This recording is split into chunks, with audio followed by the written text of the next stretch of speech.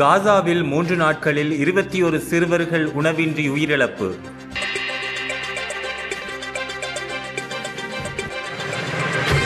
காசாவில் 3 நாட்களில் 21 சிறுவர்கள் பட்டினி மற்றும் ஊட்டச்சத்து குறைபாடு காரணமாக பலியானதாக ஐநா தெரிவித்துள்ளது.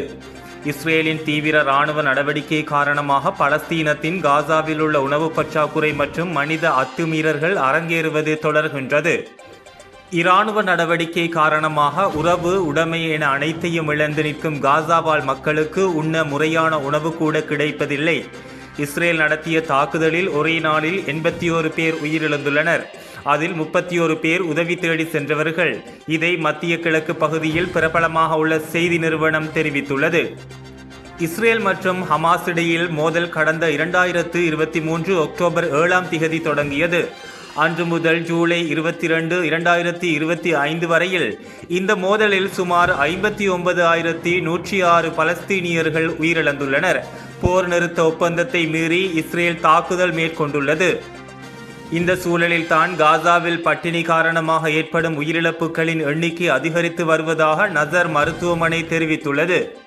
உதவி மையங்கள் மீதான இஸ்ரேலின் தாக்குதலை கண்டித்து காசாவில் களப்பணியில் உள்ள பத்திரிகையாளர்கள் மற்றும் தன்னார்வலர்கள் உண்ணாவிரத போராட்டத்தை முன்னெடுத்தனர்.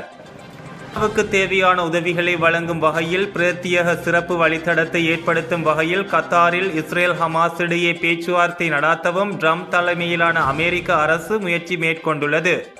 காசாவில் சுமார் 20 லட்சம் மக்கள் வசித்து வருகின்றனர். மோதல் காரணமாக அங்கு உணவு மற்றும் அத்தியாவசிய பொருட்களுக்கு கடும் தட்டுப்பாடு நிலவி வருவதோடு இந்நேரத்தில் உதவி முகாம்களை மக்கள் அணுக முயற்சிக்கும் போது அவர்கள் இஸ்ரேலிய தாக்குதலால் கொல்லப்படுகின்றனர். மொத்தத்தில் காசா பகுதி பூலோக நரகமாக மனிதர்களுக்கு மாறியுள்ளது.